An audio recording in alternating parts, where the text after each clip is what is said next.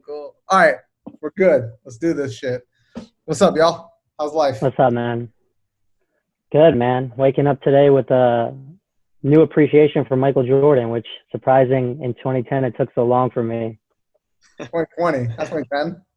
2020. What did I say? Dude, 2010? you said 2010. I was like, yeah, what year are you living in? I was a little confused. I was like, what happened in 2010 to you, Arash? Yeah, right. That's what happens when you're in a 700 square foot apartment for the last month and a half. That's You fair. start losing track of time. But in 2010, we were in a 700 square foot house of yours in Blacksburg. yeah, damn, you're right. 2010 wasn't that much better. Everything goes full circle. Everything goes full circle. But that documentary was insane. I actually really appreciated it. It was pretty awesome. I don't know. I'll let you guys jump in first, but I loved it. Yeah, honestly, I didn't know what to expect because the way that they showed the early on clips, it just looked, so hype. You're like, this looks awesome. Like, I hope it plays through like that. Yeah. I think the best thing that I liked is that they did 2 clips and not just like one episode and then wait a week. Like you get to get one in and then you're like, oh, I get another hour to go watch some of this stuff. Right. Which is funny. I don't know why they don't just make them 2-hour episodes each weekend instead of making 2 1-hour episodes. I mean, I guess it doesn't matter. Also, it's a documentary on Netflix as well. So I guess they're just splitting it hour by hour for on demand, I think. Not knowing really what's in all the documentaries, but I would say from the first 2, it seemed kind of like episode 1 was kind of about the GM, Jerry Krause, and about Jordan early on getting drafted, everything. And then episode 2 started to kick off Pippen's story. Yeah. But yeah, dude, honestly, I'll start off with the first episode. It was awesome. There's so many things that we kind of already knew about Jordan that you expected to see certain things high school not being, included on the varsity team, things like that. And then obviously going to college and then becoming the prolific scorer that he was and then getting drafted. But what did you guys think about some of the other stuff that you saw about Jordan that wasn't generally always mentioned about him? So when they said when he's a rookie and he went into that room where they were doing lines of coke and drinking and stuff, notice how he said, I didn't drink then. Because I feel like after a couple of years, the guy running that thing. Yeah, the term was coined as a traveling cocaine circus is what the Bulls were called. Yeah. Man, obviously you kick it off with that. I was like, man, well, he's into it. But all right, let's start with that hottest topic right there. Dude, I think that I could think of as that's being said, and every member of the 84-85 Bulls team is looking at their family like, yo, I was not in that room. That's so true. I'm so happy that they started it off that way. I guess I figured all the hype and commotion about this was that this was about the 97-98 season. It's called The Last Dance. So for some reason, I was going into this thinking they're only going to cover that year. And I love that they're actually going a little bit further back and giving you a recap of how Jordan was brought up and how he got into basketball, how he got through his high school and college years. I wasn't expecting that. I didn't think they were going to do a very comprehensive overall documentary about him. I thought it was only to be about this one year, 97-98. So that's something I'm glad. I'm learning a lot about him than I thought I was expecting to through this documentary. Yeah, definitely. And I love how it was that chronological order. So I like how they read the letter from what he sent to his mom when he was in college. He basically was that broke college kid. He's like, I have $20. He's like, here's my bank info. Can you send me some money and some stamps? Right. Shows you the times back then. We've all been there where we've sent texts now when we were in college. But yeah, back then you would send a letter to your mother, which was pretty funny. But dude, yeah, he's just unreal. Growing up in the mid 90s is when I was starting to get into basketball as a young kid. And my favorite player, like you, Pete, was Kobe. And so at a very young age, I guess I kind of grew a resentment towards Jordan. And because everybody was on Jordan's bandwagon, and for some reason, very early on, if you were an MJ fan, you almost had to support an argument that Kobe wasn't as good as MJ. And so being a Kobe fan, I naturally became defensive and almost shied away from even observing MJ, and definitely shied away from appreciating him. Right. And just because I felt defensive because everyone was attacking Kobe because they were MJ fans. For some reason, it was like impossible for people to enjoy and appreciate both of them. And so I gravitated towards my side.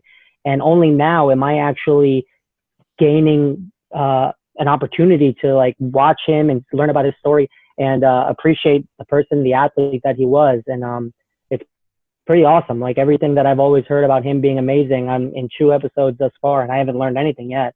Yeah. But it seems like it's holding true. He was one of a kind. I would agree with you. Obviously, talking about the Kobe aspect of it. When I remember watching Jordan, but it was towards the end of the career, right? I was young. It was towards the end of his career, so we didn't really see where he began, what he did. But that he kind of went back to back, won those championships, but you never really knew where did he come from and where did he get to versus Kobe was our modern day or our era's Jordan.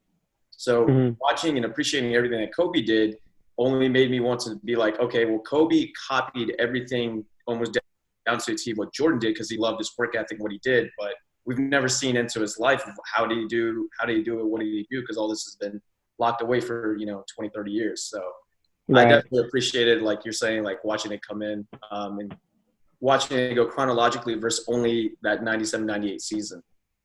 Yeah. Yeah. I feel like I had a point, but now I'm blanking on this point all of a sudden. Yeah, I'm blanking on my point. Whatever. I thought it was just cool. The way I was afraid that, like, what you were saying really originally, Rush, was that, like, oh, I feel like, or maybe Pete, you said it. One of y'all said this, but, like, it was really hyped coming into this documentary. And I was really worried it wasn't going to live up to its hype. And, like you guys were saying, I went totally out of left field because I totally forgot my train of thought. But I was coming into it. I liked Jordan growing up. I wasn't a Kobe fan growing up, so I had no resentment towards Michael Jordan coming into it. I mean, he was a wizard too, so that was cool. I mean, he wasn't as good when he was here, but I mean, it was cool to see the side of Jordan that isn't this like Jordan is this like idolized figure, right? You're seeing him in real moments that we've never. Because he didn't grow up in he didn't play in the social media era, right? Like we don't see the human side of MJ. We only saw his like best moments, and then we hear about like the shit on the side, but we never saw the middle, like normal human that he is. So like I thought those moments in the show were pretty cool in the documentary where he's talking about, like, oh, he was deciding on whether he should come into the league or not or play his senior year, right, with Dean Smith. And then when he got drafted, he had that Southern accent still, and like he was just talking really humbly and all that stuff. I've never seen that Jordan. I wasn't even a fetus yet when that happened. Yeah.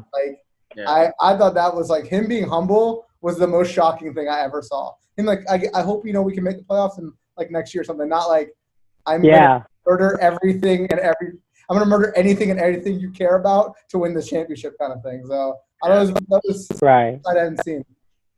Yeah, no, actually, now that you mention it, that's exactly the feelings that I was having. Like I was looking at him and I was looking at a like young baby-faced Jordan speaking so like politely and genuinely, and it's like nothing I'd ever seen before from all the videos and highlights of him just having that like killer personality at all times of the day, not just during games, but like during like early press conferences, weeks before games. You would always just get this hard surface, game face Jordan, and it was nice. It was like refreshing to kind of see at least what he was like early on.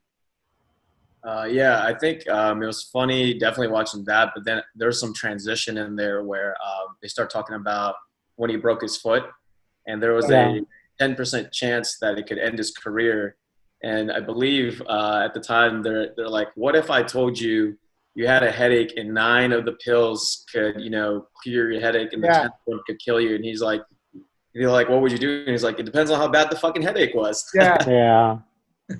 Yeah, and that was started to transition towards the mentality of the person that we remember him as being is just that ruthless guy, like wants to do everything possible to win. I also realized, like, I always knew Jordan was dominant, right? But I didn't know how early he was dominant, right? Like, I didn't realize that they were in the playoffs his second year in the league. Like, I know he's been dominant, but I mean, they were obviously dominant in the 90s, like the early mid-90s, right? But, like, I didn't realize it was, like, in 85, this his second year that he was, like, already dominating the Boston Celtics. Like, that 63-point game came in his like second year, and it's still the record to this day in points in a playoff game. Yeah. Dude is That's actually what I was about to transition to. I was going to say is, so yeah, when he came back from that foot injury, they put him on a 14-minute, total time for the game on a limited restriction, and he could only play 7 minutes in each half. And to get to playing the Celtics for that playoff game, they had to win the game they were playing against the Pacers. And I think it was going down the stretch, and it was, I believe, it was a tied game, and there's 14 seconds left, and they always had this like buzzer that would go off. That meant Jordan was done at 14 minutes. The buzzer goes off. He looks over, and he's like, he's like, don't take me out of the game. Coach is like, I got to take you out of the game. He's like, they already told me I'm going to get fired if you play 1 second over. And he was so pissed that, he was thinking that they were trying to tank because at the time they were the 9th seed, and they were just trying to go for a draft pick because Pippen was out and all that. And, like, that showed, like, the mentality of where he was like, win at all damn costs. And he's like, it's 14 damn seconds. Let me play the game. Right. But he got lucky that I think it was John Paxson hit the game-winning shot that took him into that playoff series. And even though they were undermatched, he put up 49 in the first game. And then I think he basically was telling it was Danny Ainge, he's like, I've got something coming for you. And then the next game he dropped 63 points, which ironically happened 34 years ago this day. Really? At the Garden, too. No, which is not an easy atmosphere to play in. So it's kind of interesting that obviously The Last Dance drops yesterday, and now today was like the 34-year anniversary on that. But I don't know. It just kind of just shows into like the type of athlete he was, and he still has the record. 63 points is the most points scored in a playoff series. Really, that's pretty insane. Something that I guess I didn't really know until this documentary, and I only learned it I think afterwards. Kind of following people on Twitter and reading a lot of articles, just still being fascinated with this topic hours after the show ended, was that up until that point, and even a little bit after that point, and it's still a little bit prevalent today, but a lot less, the understanding for basketball front offices was to draft big men. And big men was the way to win games and to win championships. And, Jordan wasn't even until the 3rd pick, right, in that draft. Hakeem Olajuwon went first, and the 2nd overall pick was another big man. Jordan was kind of one of the few first guards to kind of make that transition and of people's mentality and mindset on how to win basketball games. Up until that point, even the Boston Celtics, right, the reason they were so dominant that year and for many years is because they had these tall shooters all across the court. And so Jordan kind of started that wave of understanding that, no, you could have these like supreme athletes at the guard position who could just as much influence the game as these big men that we've been convinced for these past decades. Yeah, like definitely they went with Olajuwon, and then they went with Sam Bowie, and then the Bulls were like, we're absolutely going to take Jordan. But everyone was basically shitting on him like, hey, he's 6'6", you can't carry a team, he's not big enough. And then next thing you know, Jordan comes out with the fire. Yeah. Right. Insane, dude. Go ahead. So I was reading like remember they mentioned that like so I was how he had the 63-point game. There was like a subtitle that came saying that he pretty much summing up that he had the most 50-point games like of any player, right? Wait, what? I think it's 5 of them. He has 8. I looked it up just today. Sorry, that's 9. It's 8, right? And it's crazy. So I looked up all of the people that have had 50-point games or more, and how many players do you think have had 50-point games in the playoffs? Oscar Robertson. It's more than like a few, but just 8? tell me. Probably 5. 4. That's 25 people that have 50-point games. Okay, 50. You're just saying in general. Okay. Yeah, in general, right?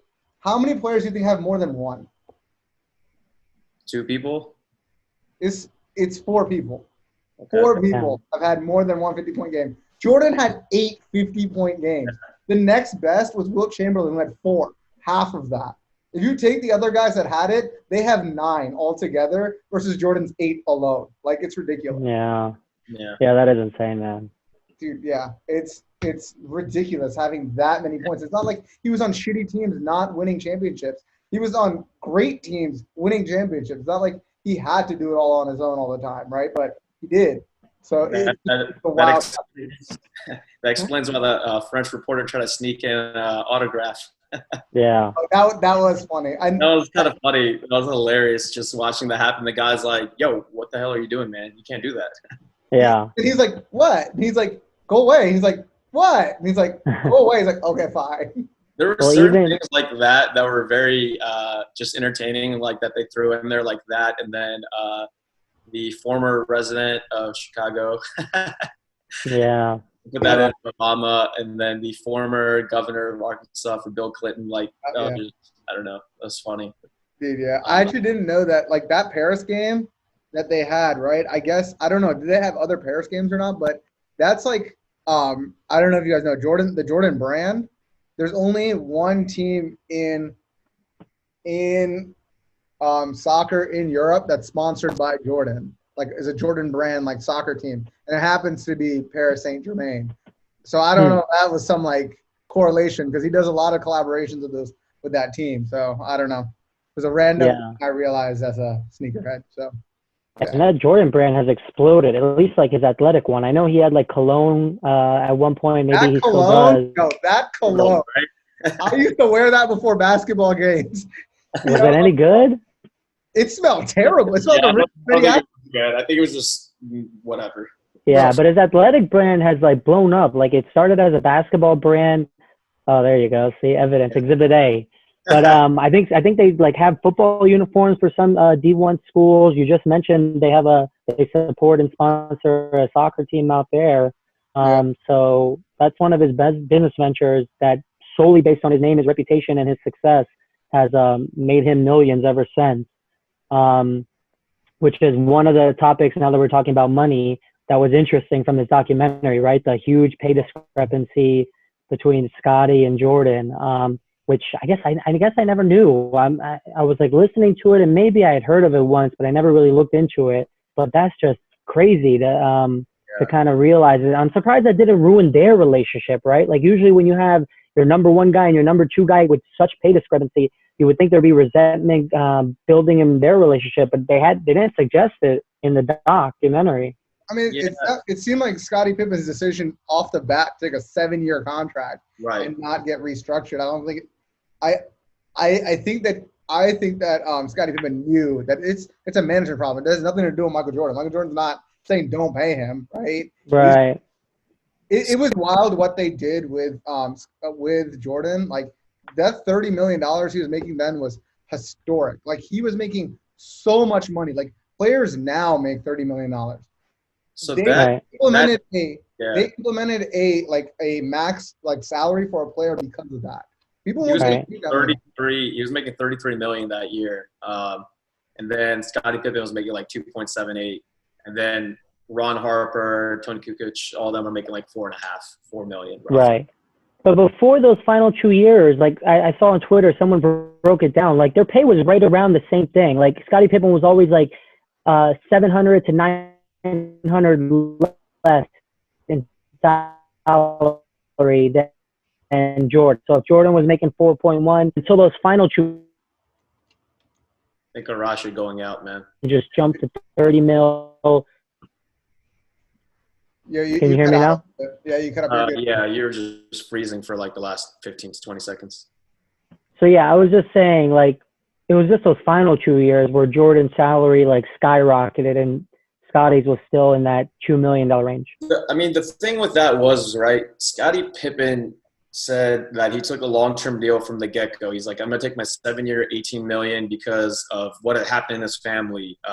It's just kind of like a freakish thing where his dad ended up in a wheelchair. His brother ended up in a wheelchair because, like, you know, it was just they were wrestling around and he got hurt and ended up in a wheelchair. And he's like, I got to preserve the longevity of my career and take the money up front. And, you know, in the clip they keep saying, he's like, what do you think about that? He's like, I'll get paid. It's all right. My day will come, you know? So, I going to that, I can't see him being pissed at Jordan about it or anything. Like, Jordan capitalized on what was given to him. Jordan, I mean, yeah, it was him and Scottie Pippen. But like even at the end of the day, right? Jordan said you cannot say Michael Jordan without mentioning Scottie Pippen in the same sentence. He's like, it was me and him. It wasn't just me. Like without him, there is no me.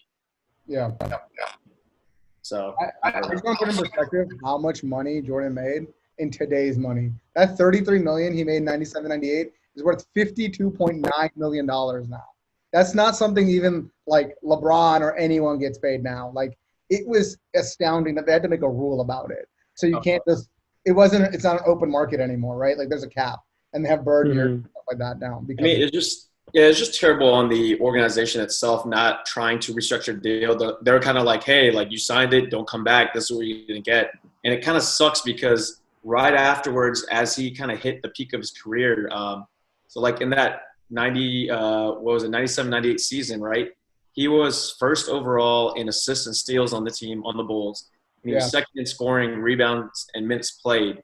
But yet he's sixth paid overall on the Bulls, but he's 122nd highest paid in the league, which was like $2.8 million.